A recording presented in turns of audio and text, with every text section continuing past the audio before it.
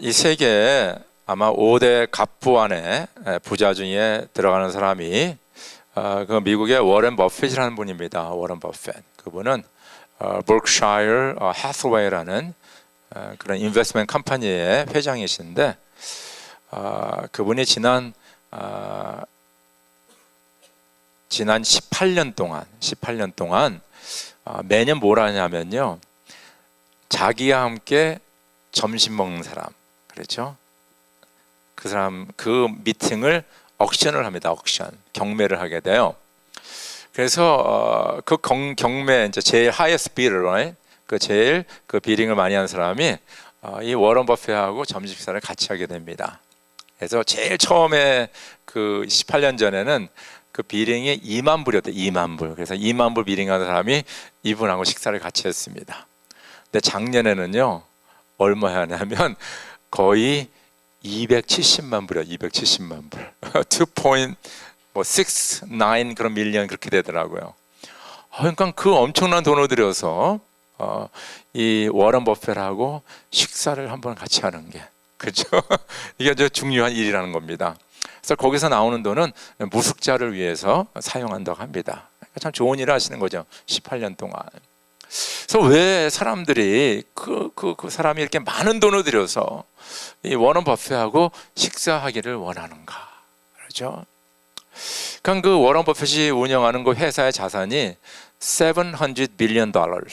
그래서 이게 한국 돈으로 환산하면 700조가 되나 700조. 이게 어느 정도 잘 이게 감이 안 잡히는데, 하여튼 엄청난 그 돈을 지금 이 사람이 운영하고 있는 거예요. 거기에 31%가 이 사람 거라고 합니다. 그러니까 $700 billion 30%가 이 사람 거니까 얼마나 이 사람이 부자예요. 그래서 아마 이 사람이랑 같이 270만 불을 들여서 식사하는 분은 도대체 이 사람이 어떤 생각을 하는가, 어떤 계획을 하고 있는가, 그런 마인드를, 그 생각을 좀 알고 배우기 위해서 그러지 않을까, 그렇게 생각이 됩니다. 왜냐하면 그분들이 생각하고 계획하는 차원하고 우리 평민들하고는 좀 많이 차이가 나죠. 성경에 보니까 하나님께서 이사야 선지자를 통해서 이런 말씀하셨어요. 나의 생각은 너의 생각과 다르며 너희의 길은 나의 길과 다르다. 주님께서 하신 말씀이다. 하늘이 땅보다 높듯이 나의 길은 너희의 길보다 높으며 나의 생각은 너희의 생각보다 높다. 어때, 아멘이십니까 여러분들? 여러분 어그리 하세요? 네. 하나님의 생각이 우리의 생각과 다르고, 그렇죠? 하나님의 그 뜻과 계획은 우리의 뜻과 계획과 비교할 수가 없다는 것입니다. 하나님의 그 뜻과 계획은 완벽하시죠. 그러나 저희들은 진짜 뭐 이렇게 계획하더라도 실패하는 경우가 많이 있어요. 바로 그것을 얘기하고 있다는 것입니다. 저희가 계속해서 가정교회 사역에 대해서 쭉 얘기하고 있거든요. 근데 이 가정교회의 주 목적은 영혼 구원에서 제자 삼는 거예요. 그래서 저희가 가정교회를 하는 이유는 많은 영혼을 주님 앞에 인도하여 그들이 제자가 돼서 주님을 따르며 주님께서 교회에게 맡기신 그 복음 사역을 감당하기 위해서 우리가 가정교회를 하는 겁니다. 그렇죠? 그래서 이제 하나님의 뜻이 거죠. 하나님이 이 세상을 이처럼 사랑하사 독생자를 주셨으니 이는 저를 믿는 자는 멸망치 않고 영생을 얻게 하려며. 그래서 모든 세상 사람들이 예수를 믿고 구원받아 하나님 아버지 예배하며 찬양하며 하나님의 나라의 백성이 되기를 하나님께서 원하시는 거예요. 그래서 그 일을 위해서 예수님을 보내시고 십자가에 달려 돌아가시고 사흘 만에 부활하시고 승천하셨는데, 그 주님께 사역하는 동안 12제자를 만드셨죠. 12제자. 그리고 12제자에게 사명을 주셨어요. 너희는 가서 모든 족속으로 제자를 삼아 아버지와 아들과 성령 이름으로 세례를 주고 내가 너에게 분부한 모든 것을 가르쳐 지키게 하라. 그러니까 이 주님의 몸된 교회를 세우며 교회를 통하여서 땅까지 이르러 복음을 증거하는 그 사명을 12명에 준 거예요. 12명에. 그러니까 그 얘기를 들은 그 제자들이 얼마나 황당했겠어요. 우리는 이 갈릴리 지역을, 그저 팔레스타인을 떠나본 적도 없고 땅끝이 어딘지, 만약 지금 하나님이 여러분에게 나타나셔서 너는 저 그 아프리카 정글이라든가 아니면 아마존 정글에 가가지고 어느 족속에게 복음을 전하라 그러면 아마 저 여러분들도 까마득할 거, 도대체 이 일을 어떻게 감당하느냐. 지금 그래도 인터넷이 있어서 구글 해가지고 뭐 아마존에 어느 종족이 살고 무슨 비행기를 타고 어느 자동차를 타고 어디에 머물러서 간다, 이것이 나오는데 2000년 전에 이런 게 없어요, 여러분들.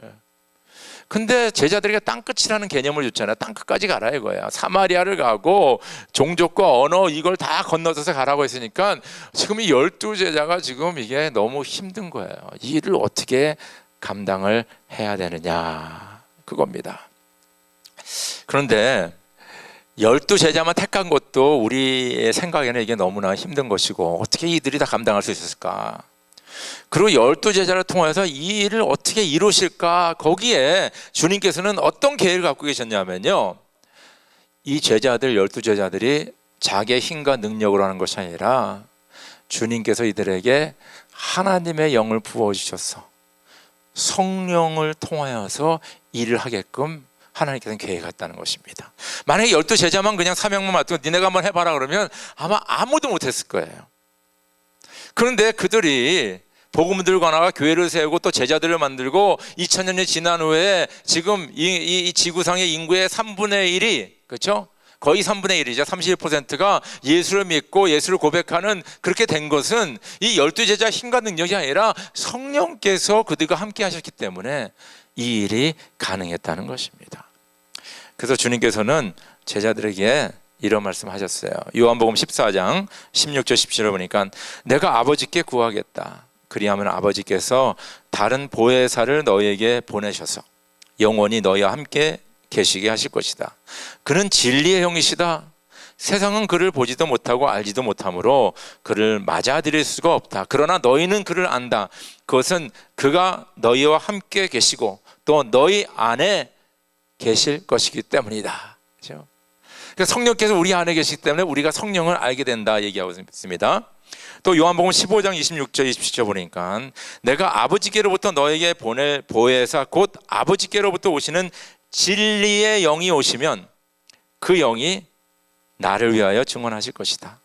너희도 처음부터 나와 함께 있었으므로 나의 증인이 될 것이다. 그렇죠? 그 성령께서 내 마음에 오시면 그 성령께서 예수를 증언한다, 그렇게 얘기하고 있습니다. 그리고 사도행전 1장 8절에 예수님께서 승천하시기 전에 제자들에게 말씀하시기를 그러나 성령이 너에게 내리시면 너희는 능력을 받고 예루살렘과 온 유다와 사마리아에서 그리고 마침내 땅 끝에까지 이르러 내 증인이 될 것이다. 그렇죠? 예수님께서 12제자에게 복음 전파의 사명만 주실 뿐만 아니라 너희들 혼자서는 이 일을 감당 못하니까 내가 너에게 성령을 부어주겠다. 성령을 부어주겠다. 그래서 여러분들 이 제자들이 언제서부터 복음 들고 밖에 나가서 예수를 증거하냐면요, 성령이 충만하게 내린 다음서부터 액션이 시작이 됩니다. 그것이 사도행전 2장 1절에서 4절 나오는데요, 제가 읽어드릴게요. 오순절이 되어서 그들은 모두 한 곳에 모여 있었다. 그때 갑자기 하늘에서 세찬 바람이 부는 듯한 소리가 나더니 그들이 앉아있는 온 집안을 가득 채웠다. 그리고 불빛이 솟아오를 때 혓바닥처럼 갈라지는 것 같은 혀들이 그들에게 나타나더니 각 사람 위에 내려 앉았다. 그들은 모두 성령으로 충만하게 되어서 성령이 시키는 대로 각각 방언으로 말하기 시작하였다. 그렇죠? 그러니까 이 제자들이에요, 지금 어떤 일이냐면 예수님께서 돌아가시고 사흘 만에 부활하시잖아요. 그리고 예수님이 40일 동안 제자들과 함께 거하면서 천국에 대해서 얘기해 주셨다 그랬어요. 그리고 제자들에게 꼭 부탁한 게 뭐냐면 너희는 예루살렘을 떠나지 말고 내가 너에게 보낼 성령을 기다리라, 이렇게 얘기했어요. 그래서 예수님은 40일 같이 지나시고 하늘나라에 올라가셨어요. 그래서 제자들이 남았잖아요. 그래서 우리가 뭐 하냐? 그러니까 제자들이 우리가 예수님 말씀 따라 예루살렘에 모여서 기도하자. 그리고 성령께서 우리에게 내리시면서 우리 간구하자. 그래서 막 기도한 거예요. 그래서 모여서 오늘 보니까 그들이 모두 한 곳에 모여서 그렇잖아요. 그래서 막 기도하고 그러는데 열흘이 지난 후에 오순절이 왔거든요. 오순절 때 성령이 그들에게 임하십니다. 그리고 성령이 그들에게 충만하게 임하시며 그들에게 시키기 시작합니다. 뭘 시키냐 하면 제일 처음에 나온 것이 방언을 하게 만들어요. 거기서 이 사람들이 그 당시 히브리어밖에 못하는데 막 다른 나라 말을 얘기하기도 하고요. 또 사람들이 또 이해하지 못하는 말을 막 하기 시작합니다. 그러니까 막 한 사람 깜짝깜짝 놀라는 거예요. 근데 조금 지나도 이 사람들이 막 예언을 하는 거예요. 옛날에 막 이사야 선지자라든가 엘리야에게 주신 그런 예언의 말씀을 주니까 막 이 사람들이 막 예언을 하기 시작하고요. 그리고 이 사람들이 뭡니까? 막 병자를 고치기 시작해요. 병자를 고치기 시작해요. 그리고 예전에는 막 그 로마 병정이 무서워서 도망 다녔는데 이제는 그 사람들 앞에서 막 말씀을 전하기 시작, 막 담대하게 막 말씀을 전하기 시작하고요. 또 말씀 전하다 돌도 맞기도 하고 감옥에 들어가기도 하고 이런 일들이 성령이 충만하여 성령이 시켜서 그런 일들을 이 사람들이 감당하기 시작합니다. 그 어메이징한 일들이죠. 왜냐하면 성령이 그들에게 임하기 시작합니다. 그래서 교회의 시작을 얘기할 적에는 바로 성령이 충만히 임했을 적에 초대교회가 시작되고, 또 하나님의 교회가 교회로서 존재하며 교회의 사명을 감당하는 것은 우리들이 모여서 하지만은 우리의 힘과 능력과 지혜가 아니라 뭐요? 성령께서 함께 하시고 역사할 적에 교회가 온전히 세워진다. 그리고 교회가 사명을 감당하는 것도 우리의 힘으로 하는 것이 아니라 성령께서 인도하시고 시키시고 도와주셔서 우리가 이 교회의 사명을 감당하게 된다는 것이다. 믿습니까, 여러분들? 교회는 그렇게 세워지는 거예요. 교회는 어떤 조직이 아닙니다. 사실은요, 교회는 모임이잖아요. 모임. 그리고 교회의 파워는 우리의 지식과 우리의 물질 이런 것이 아니라 성령의 파워가 교회의 파워인 거예요. 왜냐하면 초대교회 그 120문도들이 무슨 돈이 있었습니까? 무슨 정치적인 파워가 있었어요? 어떤 지식이 있었습니까? 그런 게 아니었잖아요. 근데 성령의 충만히 역사하니까 그분들이 뭡니까? 그런 파워풀한 다이내믹한 그 역사들을 일으킨 것을 우리가 알 수가 있습니다. 그래서 오늘 설교 제목이 성령의 은사를 따라 그랬거든요. 성령의 은사. 그래서 은사에 대해서 제가 좀 얘기하는데, 성령의 은사가 있으려면 성령이 내려야 돼요. 성령이 충만해야 돼요. 그래서 예수님께서 내가 너에게 성령을 주겠다 그랬어요. 그래서 요엘서 2장 28절 29절 제가 읽어드릴게요. 요엘 선지자가 주님의 말씀을 기록한 건데 이렇게 기록했습니다. 그런 다음에 내가 모든 사람에게 나의 영을 부어주겠다. 너희의 아들, 딸은 예언을 하고 노인들은 꿈을 꾸고 젊은이들은 환상을 볼 것이다. 그때가 되면 종들에게까지도 남녀를 가리지 않고 나의 영을 부어주겠다. 그래서 하나님께서 선지자를 통해서 약속하시고도 예수님께서 내가 보혜사 성령을 너에게 주겠다 말씀하셨는데, 오늘 말씀 읽어보니까 모든 사람에게 주겠다. 모든 사람. 그래서 인종을 넘어서 언어를 넘어서 남녀노소를 다 넘어서 누구에게나 이 주의 성령을 부어주겠다고 약속하고 있다는 것입니다. 구체적으로 말하면 너희의 아들과 딸, 또 나이 드신 노인들에게, 또 젊은 사람들에게, 그리고 저는 이 말씀에서 뭐라 하냐면 그때가 되면 종들에게까지도. 여러분, 종들이 뭡니까? 노예잖아요. 노예. 여러분들 그 옛날에 노예는요 사람이 아니었습니다. 사고 파는 하나의 프로퍼티였댔어요. 하나의 소유물이었댔어요. 사람들은 노예를 인권 취급을 안 했습니다. 인권이 없었어요. 근데 그 귀한 성령님을 누구에게까지 주냐 하면 노예들에게까지 준다. 모든 사람에게, 남녀노예들에게 부어준다라고 말씀하고 있다는 것입니다. 근데 성령이 이렇게 임하면 오늘 놀라운 얘기를 하고 있습니다. 그들은 예언할 것이다 그랬어요. 예언은 뭐냐면 하나님의 말씀을 대변하는 사람이죠. 그러니까 막 하나님의 말씀을 받고 하나님의 말씀 막 선포하는 그런 사람들이 될 것이다 이거예요. 우리는 인간의 말을 하지 않죠. 인간의 생각을 얘기하는데 이제 성령이 충만하면 하나님의 생각과 하나님의 말을 증거하는 사람이 된다라고 말하고 있습니다. 두 번째는 그들은 꿈을 꾼다 했어요. 여기서 꿈은 뭐냐면요, 하나님의 나라가 이 땅에 이루어지고 영원한 하나님의 나라의 꿈입니다. 우리는요 이 세상에서 꿈을 꾸잖아요. 어떻게 하면 큰 집을 살까, 좋은 차를 몰까, 어디 출세할까, 이런 꿈을 많이 꾸는데, 그런 인간적인 꿈을 넘어서서 하나님의 꿈을 꾸는데, 바로 하나님의 나라가 이 땅에 임하고 하나님의 나라에 영원히 우리가 주님을 찬양하며 예배하는 그런 아름다운 꿈을 우리가 꾸게 된다는 거예요. 대단한 거죠. 그 다음에 비전을 건다 해서 비전.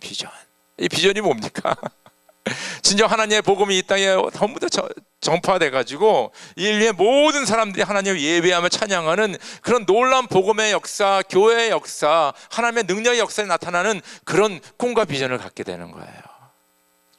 저는 이 말씀을 묵상하면서 너무 은혜가 됐어요.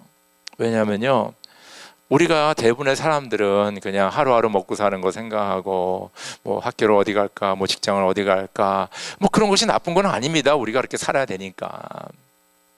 근데 그거 이상의 하나님의 퍼스펙티브, 하나님의 관점, 하나님의 패러다임을 우리에게 주신다는 거예요. 그래서 평범한 사람들이 뭡니까? 하나님의 말씀을 증거하는 사람으로 변하고요, 평범한 사람들이 하나님의 나라를 꿈꾸게 되고, 그리고 뭡니까? 하나님의 비전을 가지고 비전을 이루기 위해서 우리가 진짜 능동적인 파워풀한 삶을 살게 되는 그런 자가 된다는 거예요. 와, 너무 좋지 않아요? 성령이 너희에게 임하십니다. 특정한 사람에게만 주는 것이 아니라 너희의 아들과 딸에게, 노인들에게, 젊은이들에게, 그리고 노예들까지도 내가 성령을 주겠다. 그리고 너희가 이 성령을 받으면 예언할 것이고 꿈을 꿀 것이고 너희가 비전을 가질 것이다. 아멘입니까? 그래서 이 성령이 충만한 거를 많은 사람들은 어떻게 생각하냐면요, 그냥 뭐 컵에다가 물 부는 것처럼 반 정도 차면 성령이 반밖에 안 찼어. 조금 뭐 밑바닥에 있으면 성령이 너무 없네. 그리고 가득 차면 성령이 충만해. 뭐 이렇게 물리적으로 생각하거든요. 근데 성경에서는 성령을 물리적으로 얘기하지 않습니다. 부은다는 걸 우리를 차고 넘치게 해준다는 그런 뜻이지, 뭐 몇 리터를 채웠다 뭐 그런 개념이 아닙니다. 뭐 몇 갤런이다 그런 개념이 아니에요. 그래서 사도 바울은 성령 충만을 어떻게 표현했냐면요, 갈라디아서 2장 20절에 나는 그리스도와 함께 십자가에 못 박혔습니다. 이제는 살고 있는 것은 내가 아닙니다. 그리스도께서 내 안에 살고 계십니다. 그렇게 표현했어요. 예전에는 성령이 나에 충만하기 전에는 내가 그냥 그 왕자에 앉아가지고 내가 하고 싶은 대로 내가 뜻대로 가고 앉고 뭐 모든 거 계획하고 그랬는데, 이제는 내가 사는 것이 아니고 내 안에 그리스도가 사는 것이다. 그리스도가. 그러니까 예수님이 내 삶의 주인이 되셔서 나의 삶의 모든 영역을 주장하시는 그 삶이 바로 성령 충만한 삶이라는 거예요. 그래서 에베소 5장 18절에는 사도 바울이 또 이렇게 표현을 했어요. 술에 취하지 마십시오. 거기에는 방탕이 따릅니다. 성령의 충만함을 받으십시오. 제가 술에 취한다. 저는 뭐 술을 안 해갖고 잘 모르겠지만은 이렇게 술을 하시는 분들, 또 그런 분들 얘기 들어보면요, 이렇게 술 먹고 걸어다니면요, 갑자기 막 전봇대가 이렇게 앞으로 막 오고 그런대요. 그리고 그 땅이 막 이렇게 움직이기 시작하고, 그러니까 제정신이 아닌 거죠. 그냥 술에 취하고 술에 이끌려서 살아가는 거예요. 근데 성령 충만함을 사도 바울은 거기에 비교를 하는 거예요. 우리가 술에 붙잡혀서 술에 취한 자들이 아니라 성령이 충만해서 성령 인도하는 대로 살아가는 것을 말하고 있다는 것입니다. 우리가 예수를 믿을 적에 성령께서 우리 마음에 오셨어요. 아멘입니까? 우리 마음에 오셨어요. 성령께서 우리의 삶 전체를 주장하시길 원하는데, 우리는 자꾸 그 성령을 자꾸 이렇게 뒤로 하고 내 생각, 내 주장을 자꾸 피는 거예요. 그래서 성령 충만은 뭐냐? 지금 내 삶의 한 10% 정도 성령님께서 나의 양심에, 나의 생각에 말씀하시는데, 그것이 점점 더 뭡니까? 20, 30, 50, 70, 80, 90 전체 내 삶을 주장하는 것이 바로 성령 충만한 것입니다. 여러분이 성령 충만한, 예수님이 나의 삶의 주인이 되는 것과 내 예전에 그 속성 있잖아요. 잘못된 것, 남 시기하고 질투하고 거짓말하고 훔치고 남을 미워하고 이런 것들 있잖아요. 옛 속성, 그것이 반비례가 되는 거예요. 반비례가 되는 거예요. 그것이 다 없어지는 것이 아니라 그거는 우리 삶에 남아있어요. 남아있지만은 성령의 충만함에 따라 그것이 힘을 못 쓰는 거예요. 그냥 죽었어 하고 있는 거예요. 그렇기 때문에 우리의 삶 속의 말과 행동과 삶 자체가 성령의 9가지 열매로 주렁주렁 나타나요. 왜냐하면 성령이 충만하니까. 그런 역사가 우리에게 일어나게 된다는 것입니다. 여러분들 주님께서는 분명히 성령을 약속하셨고 또 성령을 사모하는 자에게 성령께서 충만히 역사하는 것을 믿으시죠. 여러분 축원합니다. 두 번째는 뭐냐면요, 이 성령이 충만하면요 그 성령께서 우리에게 뭘 주시냐면 은사를 주세요. 선물을 주세요. 선물. 은사가 선물이라는 뜻이거든요. 그래서 성경에 보면 성령의 은사라는 말이 많이 나옵니다. 성령의 은사. 제가 고린도전서 12장 8절에서 10절 읽어드릴게요. 어떤 사람에게는 성령을 통하여 지혜의 말씀을 주시고 어떤 사람에게는 같은 성령을 따라 지식의 말씀을 주십니다. 어떤 사람에게는 같은 성령으로 믿음을 주시고 어떤 사람에게는 같은 성령으로 병 고치는 은사를 주십니다. 어떤 사람에게는 기적을 행하는 능력을 주시고 어떤 사람에게는 예언하는 은사를 주시고 어떤 사람에게는 영을 분별하는 은사를 주십니다. 어떤 사람들에게는 여러 가지 방언을 말하는 은사를 주시고 어떤 사람에게는 그 방언을 통역하는 은사를 주십니다. 그렇죠? 성령께서 우리에게 오시고 충만하시면 우리에게 은사를 주세요. 은사를 주시는데 이거는 뭐 세상에서 뭐 돈 주고 살 수 있는 것도 아니고 어떤 내가 열심히 노력해서 만들어지는 것이 아니고 하나님의 영이 하나님의 자녀들에게 주시는 그런 은사예요. 선물들이에요. 근데 이거는 아주 파워풀합니다. 왜냐하면 하나님의 것이기 때문에. 그래서 오늘 한 9가지 성령의 은사를 여기서 지금 얘기하는데 제가 읽어드린 것에 그래서 한 3가지로 구별할 수 있는 것 같아요. 하나는 뭐냐면 지혜의 말씀, 지식의 말씀, 예언하는 것. 그래서 성령 은사 중에 하나님의 말씀을 깊이 깨닫고 묵상하고 하나님의 말씀을 증거하고 또 하나님의 말씀을 가르치고 그런 말씀 사역하는 그런 은사를 성도들에게 주십니다. 두 번째는 뭐냐면요, 이렇게 좀 영적으로 그리고 미스테리어스하고 그죠? 그런 은사를 주시는데 예를 들어서 영을 분별하는 것, 방언하는 것, 또 방언을 통역하는 이런 은사들을 또 주세요. 그런 은사는요 진짜 우리가 이거다 저거라 이렇게 얘기 못하는데 막 그 영을 분별할 줄 알고 방언을 말하며 우리가 이해 못하는 그 말을 막 통변하는 그런 아주 영적인 미스터리어스한 그런 은사를 또 주십니다. 세 번째는 뭐냐면요, 능력의 은사를 주시는데 아주 강한 믿음을 주시고 병 고치는 은사를 주시고 기적을 행하는 그런 은사를 주세요. 할렐루야. 보통 그래서 한 3가지 크게 나눕니다. 말씀 사역, 그리고 이런 영적으로 우리가 잘 보지 못하는 그런 사역, 세 번째는 병 고치고 능력을 행하는 사역. 그런 것을 위해서 주님께서는 은사를 주신다는 것입니다. 자, 그러면 성령이 충만해서 우리에게 은사를 주는 이유가 뭡니까? 왜 성도들에게 은사를 주셨어요, 여러분들? 왜 주셨어요? 성령에게 성도들에게 은사를 준 것은 성도들이 그 은사들을 통하여서 2가지를 해야 됩니다. 하나는 뭡니까? 주님의 몸된 교회를 온전히 세우고 공동체를 온전히 세우고 그리고 주님께서 교회에게 맡겨주신 복음 전파의 사명을 감당하라고 성령의 은사를 주신 거예요. 가끔 가다가 그 막 병 고치는 은사, 이런 뭐 이렇게 투시하는 은사, 영분 은사 받으신 분들께서 가끔 가다가 그거를 남용하시는 분이 있어요. 잘못 사용하신 분들이 있어요. 그래서 막 이 병을 고쳐서 그 병 고친 사람이 교회에 출석하고 교회를 온전히 세우고 이런 식으로 가야 되거든요. 그분의 믿음을 세워주고. 그런데 그걸 통하여서 막 그냥 갑자기 그분이 부자가 되고 그걸 통하여서 자기의 이름을 날리고 이런 일들이 가끔 일어나요. 그리고 분명히 성령의 은사는 교회를 세우기 위해서 주셨는데 나는 성령 받았어, 나는 은사가 이런 은사 했는데 교회를 섬기지를 않는 거예요.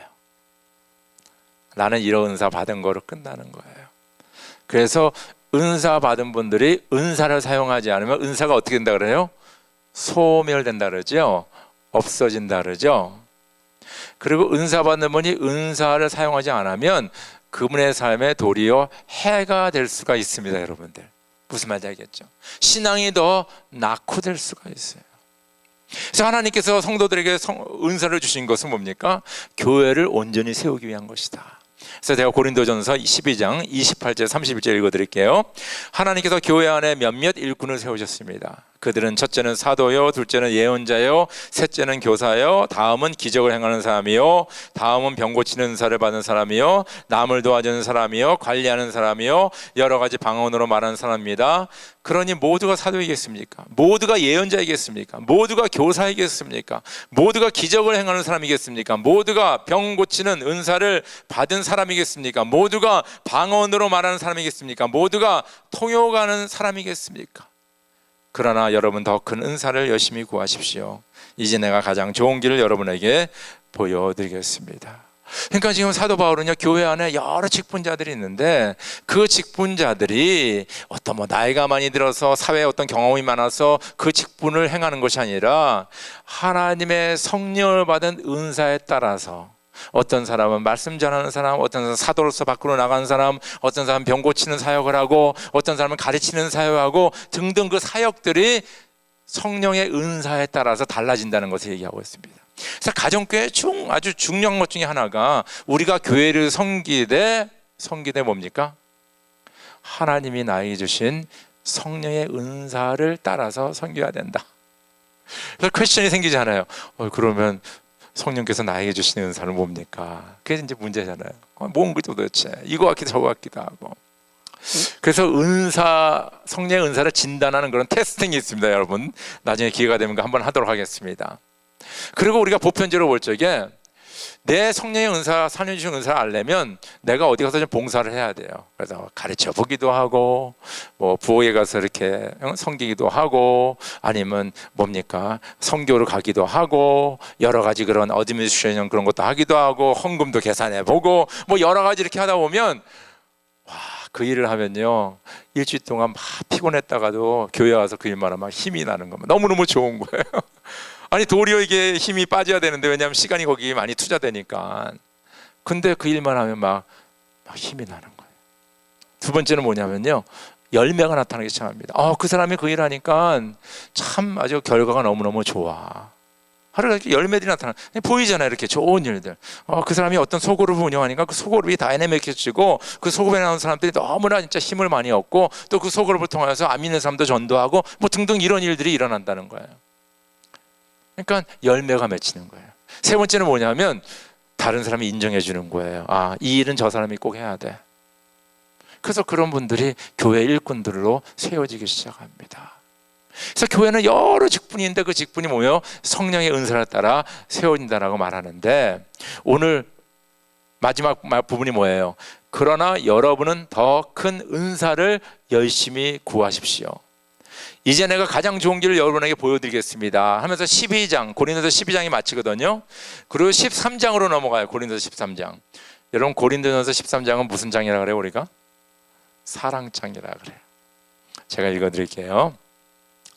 내가 사람의 모든 말과 천사의 말을 할 수 있을지라도 내게 사랑이 없으면 울리는 징이나 요란한 괭가리가 될 뿐입니다.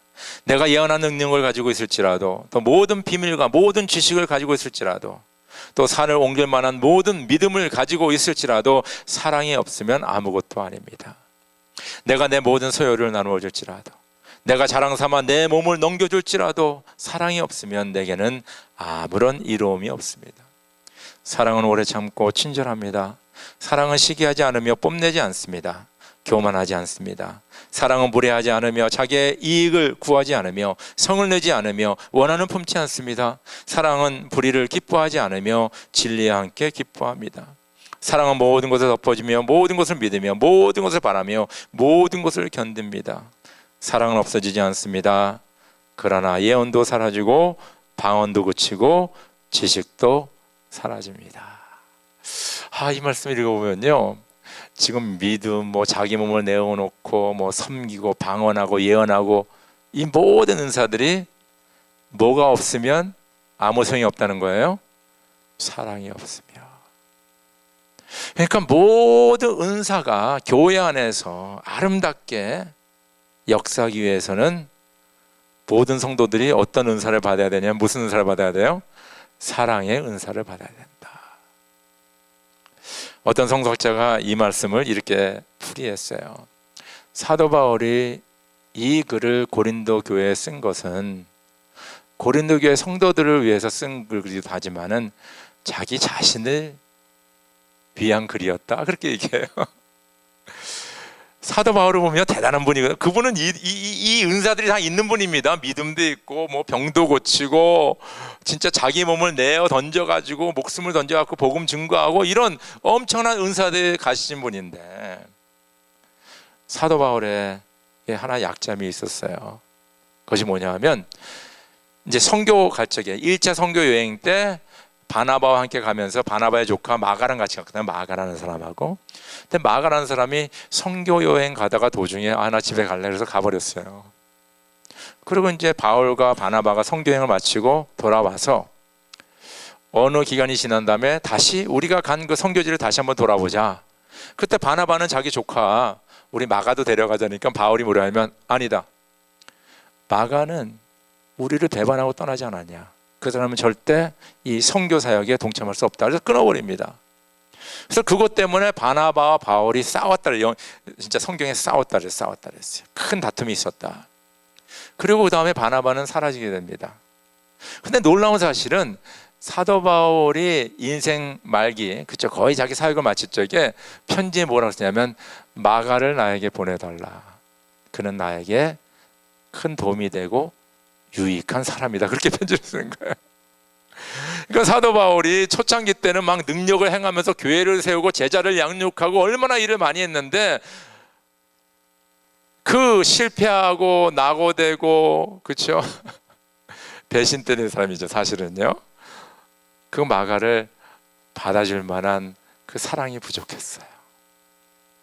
그러니까 어떤 면으로 보면 이 글이 사랑에 대한, 고린도서 13장이 자기에 대한 얘기일지도 모르겠다. 이거 자기에 대한. 왜냐하면 사도 바울도 이 사랑이 부족하니까, 그렇게 생각하니까 참 저희도 사실 비슷한 고민을 하고 있고, 그렇죠?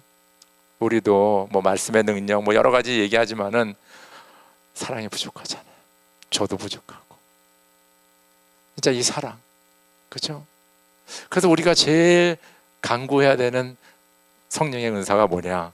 바로 사랑이라는 겁니다. 이 사랑이 기본이 될 적에 방언하는 것도 그렇고, 예언하는 것도 그렇고, 병 고치는 것도 그렇고, 영불멸하는 것도 그렇고, 가르치는 것도 그렇고, 모든 예언하는 것도 그렇고, 모든 그 은사들이 교회 안에서 아름답게 역사하는 것을 믿으시기 여러분 축원합니다. 이 사랑의 은사를.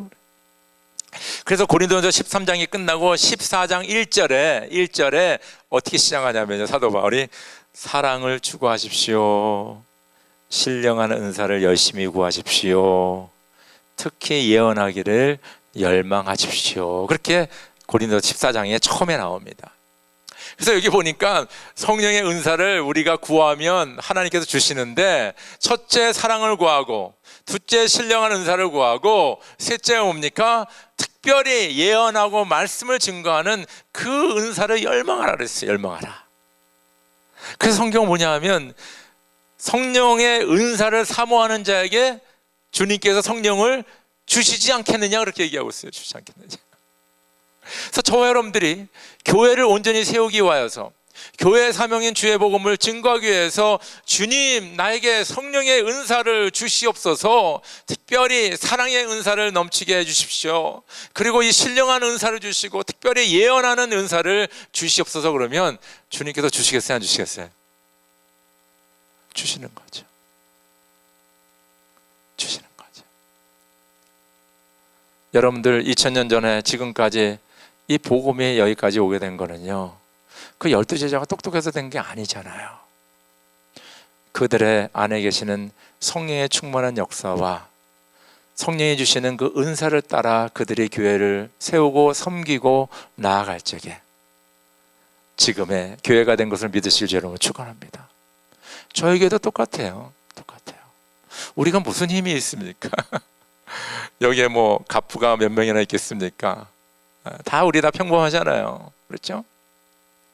근데 우리에게 성령이 충만하게 임하시고 성령이 주시는 은사를 따라 우리가 섬길 적에 저희 교회가 진짜 다이너마이트처럼 진짜 초대교회와 같이 그런 주님의 복음이 역사하는 교회가 되는 것을 믿으시기 여러분 축원합니다.